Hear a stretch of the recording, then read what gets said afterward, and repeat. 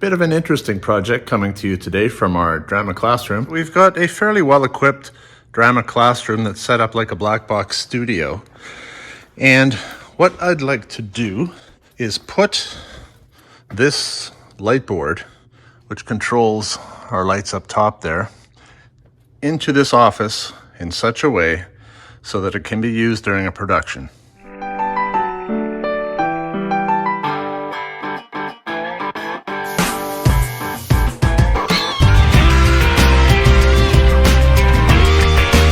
Buckle up for safety as I give you a day in the life of facilities maintenance. So right now, during a production, the person on lights has to sit in the back corner here while the show is going on.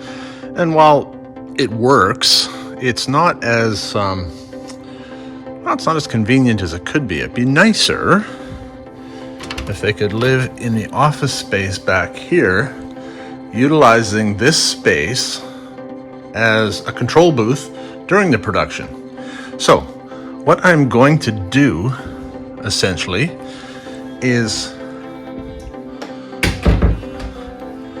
cut a hole in this door, and then the operator can have the lights down low. Nothing that they're doing is really distracting from what's going on in the performance space, and they sit back here in the control room and run the show from inside the room. I think it's a good idea. I think it'll work. So let's get started.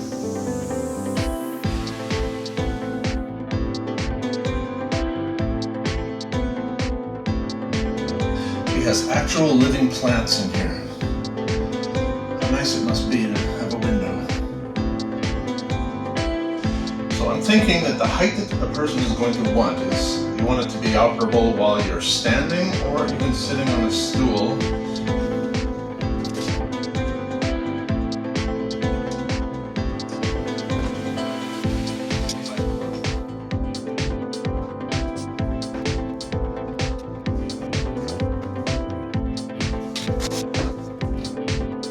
This will do two things. It'll help me see the line when I make my cut, but it will also help protect the surface of the door from the saw.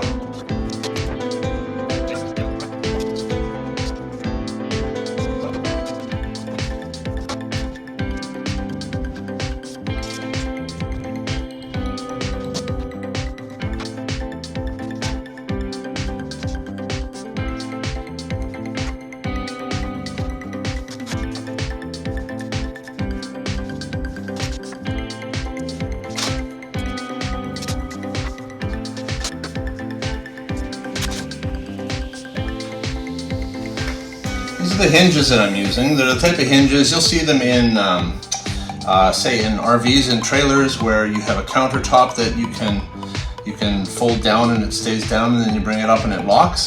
Same type of hinge here. So I have to make this cut in a couple of different stages. I'll start with these cuts first. And once I have those cuts made, then I'm going to mount my barrel bolts in place so that this piece, it'll go back in exactly the same location as it came out. If I try and put them on afterwards, I'm just doing more fiddling around. That's where I'm going with this.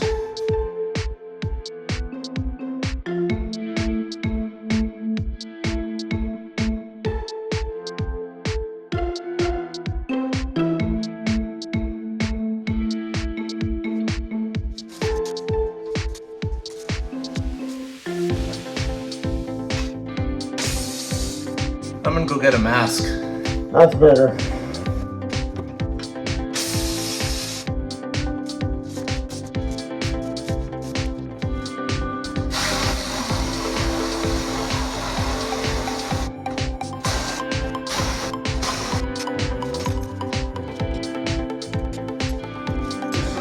Yeah. We can be dramatic. We don't care if you're working. Sure.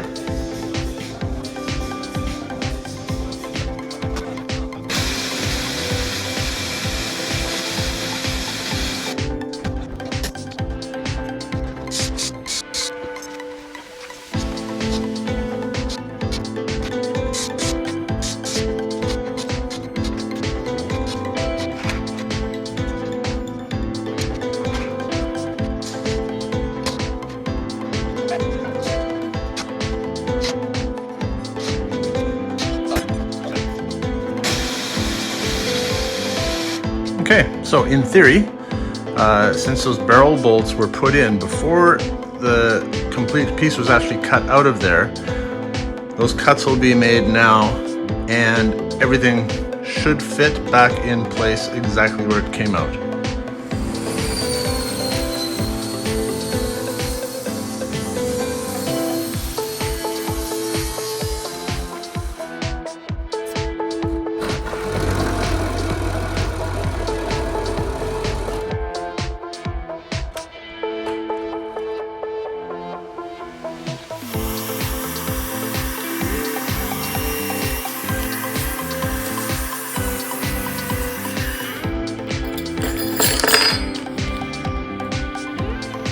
Not a fan of junky prepackaged screws.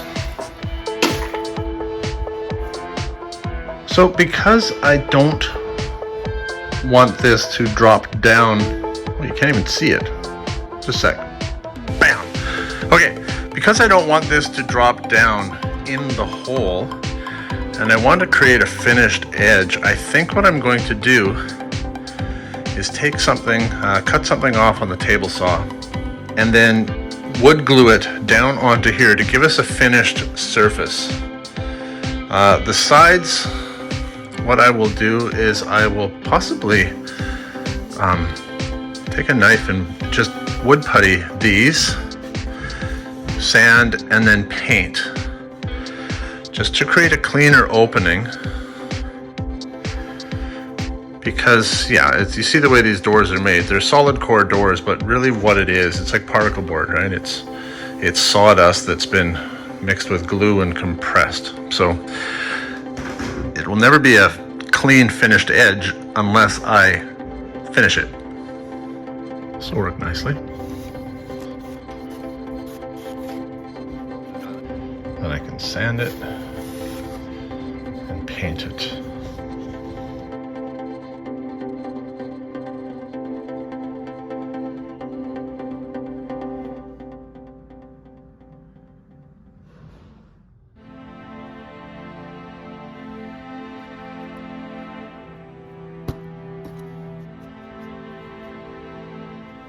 Well, there's going to be a fair bit of squish out here, but I think we'll just have to clean that up afterwards.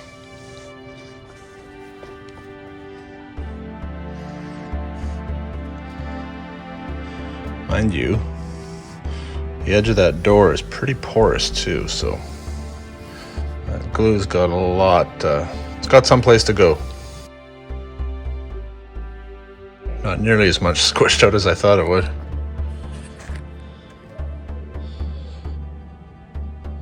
Nothing on the other side. Yeah, so it's soaked into the door quite well. For a rough fit, that's fantastic. So putting the piece back in will help weight down the strip of wood that I glued down. And yeah, it's nice and tight around there now. I like it. A little bit of dressing with some sanding and whatnot when that comes back out of there tomorrow.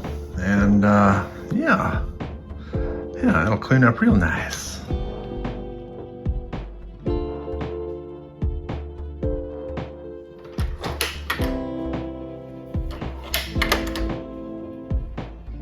I mean, like, you can't even tell it's there.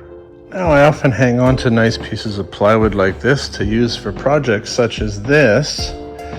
But this won't be wide enough, even though the base of the console is only 12 inches. This won't work because I'm looking at this and I realize I have to allow for the cables in the back too, so I'm going to need to make my shelf. Probably best to make that around at least 14, maybe even 15 inches deep. That way I'm not stressing the cables in the back of the console. Just sanding the edge here a little bit. Not much. I don't want to change the shape or the dimension of it considerably. Just clean it up a little bit, and then I'm going to go ahead and fill this in the same way that I did the other one. let that dry, and then I will sand it smooth. Again, I'm not trying to build it up. I want it to be the same size because it needs to be able to fit in and out of the opening easily, cleanly. But because this is particle board, I do want to try and protect it. Well, I've hit the sides and top of this with wood filler, and I'm actually spreading it so thin and packing it in that I'm not using a lot at all. But once it dries, I can sand it smooth and paint the edge. That should give a nice, clean, fairly protected edge that isn't going to chip away. At least that's what I'm going for. Now, another thing I'd like to do on the outside of the door is trim out around the that frame, but have it overlap the door maybe, half an inch, which will be recessed a little bit, and I can put a piece of weather stripping in there that will provide a seal, but it won't be pushing back on the actual panel itself, because the panel needs to fully insert and close. It'll keep it from vibrating in the opening, provide a seal around there so that sound transmission and whatnot, it'll just make a better insertion of the panel itself, so when the door opens and closes that the panel isn't rattling around in there. So what I'm going to do to make that, I found this strip of wood here from the offcuts. This will be long enough, so I'm going to set my saw up so that I can basically notch a groove in the back here. I'm making that cut first before I do anything to size this down any further, which I will do. It's a little chunky right now, but I'm making that cut first because that's the trickiest cut, and it will be easier made if I've got a little bit more meat on my material here. And then once I get this profiled to the way I want it, I'll just take it over to the miter saw over there. Or maybe I'll use my own that's up in my office, because my own is a little more precise than that one. That one gets banged around a bit, and I want nice tight corners. Either way, once I've got this profiled the way I want it, then I will be able to cut it to size and put it on the door. Now, in order to make this cut, I have to remove some of the safety guards, and I want it to be a 1/2 inch wide. So I've set my blade depth to 1/2 inch. Now, I could make the cut on the outside of my wood, which would have me setting the fence back 1.5 inches or so. But this is safer. That way the blade is completely hidden in there, and there's less chance of injury. So I always like to choose a safer way if I can. However, I do have to be careful that my blade is not going to interfere with the fence. I don't want it cutting a groove in the fence like somebody else has done previously. And so that's why I've set it up, and I'm checking it just to make sure it's not rubbing. It's not, so now I can go ahead and make my cut.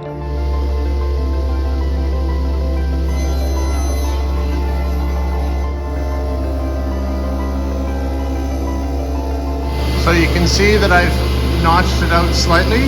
I'm going to move my fence back about 1/8 of an inch, and I'm going to make a second pass. So now that I've got that cut made, I will work on getting this to the size and profile that I want. It's pretty chunky right now, and it doesn't need to be that heavy.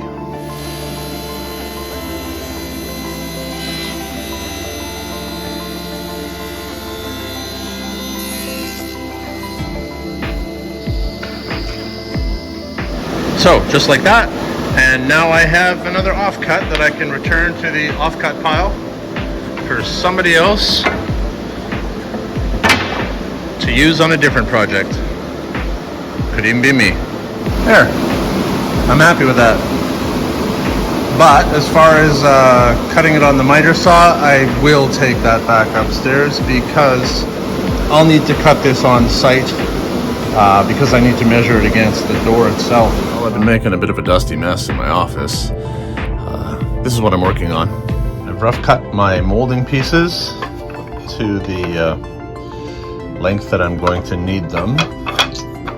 Took picture frame out this insert panel. Yesterday I did some filling on the sides of this panel, and I've just been doing some sanding on it now. At this point I'm going to strip the hardware back off it, and I'm going to paint it, and then I might as well use the paint that our painter is using on all the doors and the trim in the school anyway, because the door is eventually going to be painted a dark gray color as opposed to the green that it currently is. And so I might as well just grab some of that paint and use that so that when the painter does get to the door, I say painter, it's Matt, who's one of the teachers in our school here, who used to be a commercial painter. So he's highly skilled in that department. And so he's been going around doing painting as necessary in the school. And yeah, it saves him the work of having to mask out and fiddle with this. If I paint this panel, and if I paint the opening section of the door where this panel is going in, most of the fiddly stuff is already done. You can just paint the bulk of the door and call it a day. So that's what I'm working on right now.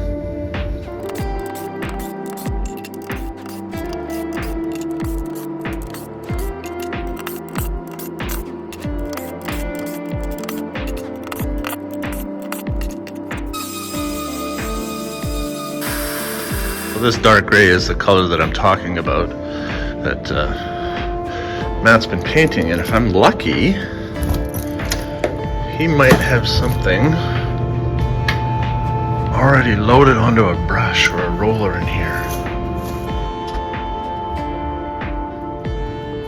Well, I did manage to find a small tray that he's been using, so I will just use this one and keep the color the same.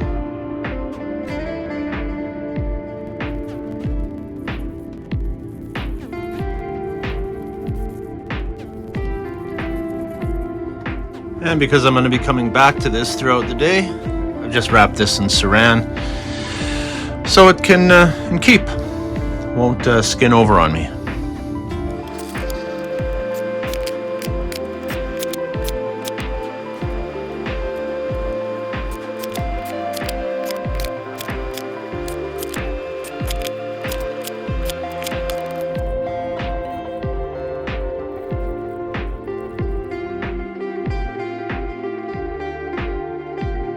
Well, I'm ready to cut out my let's call it a picture frame, for lack of a better term.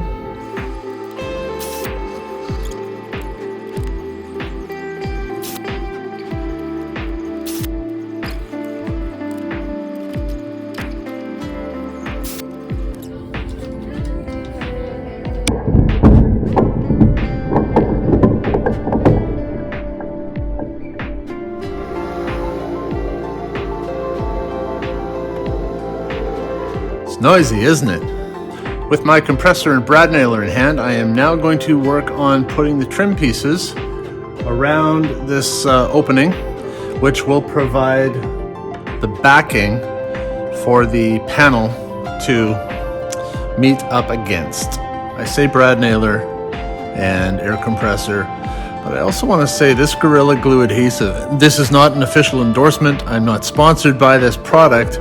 But I will say that of all the different adhesives out there, and there are many different ones, any others would be hard pressed to do a better job than this at what it does. And it's for a bunch of different reasons too, like when I finish using it. I don't get a bunch of ooze coming out the nozzle. Its tack factor, I don't know if that's an actual thing, but that's what I'm calling it, is ridiculous. I will be able to stick my trim pieces on the door frame right now. And there's 3, and there's 4. Now this stuff adheres so well that I could probably give it an hour and it would be good to go. But I will drop in a couple of brad nails anyway, because why not?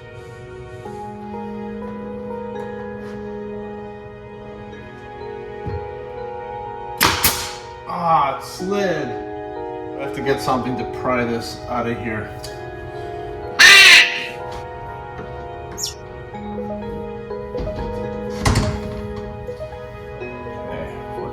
little bit of working time with this, but I gotta cut that nail off.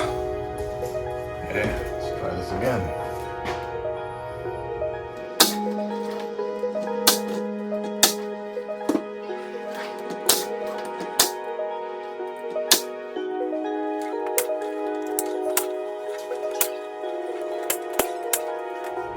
I can just fill up the nail holes now. You know, a lot of people wouldn't. They'd consider that overkill. But, you know,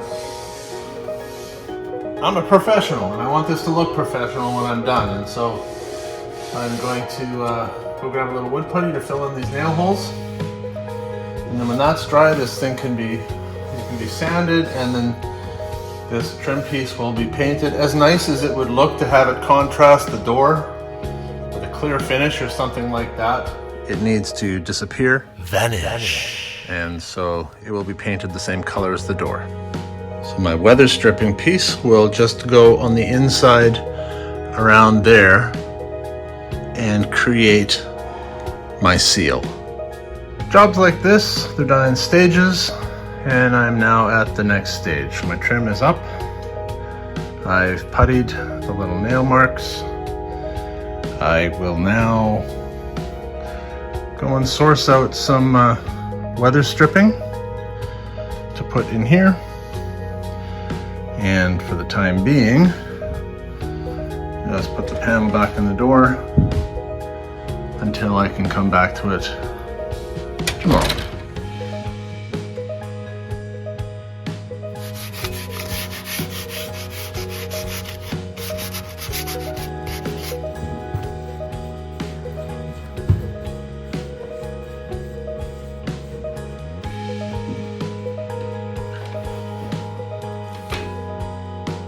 Well, I picked up some sponge seal that hopefully is the right width and depth to do exactly what I need it to do. I think maybe what I'll do before I get too committed is just cut a couple of small test pieces and tag one at the bottom and one at the top here, and then put my panel back in and see if I've got enough compression on it.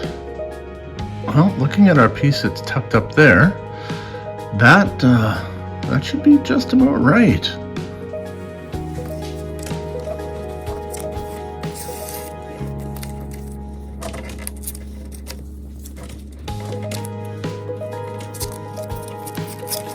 This should work. Although I am not entirely convinced that the adhesive on the back of this foam weather stripping is going to be good enough. It peels off fairly easy, and my hope is that over time it will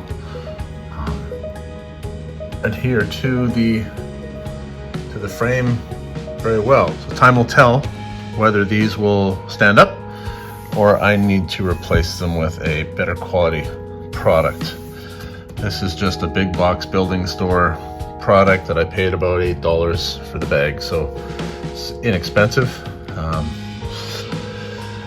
I might need to go something that's more applicable to something like an RV or marine grade application.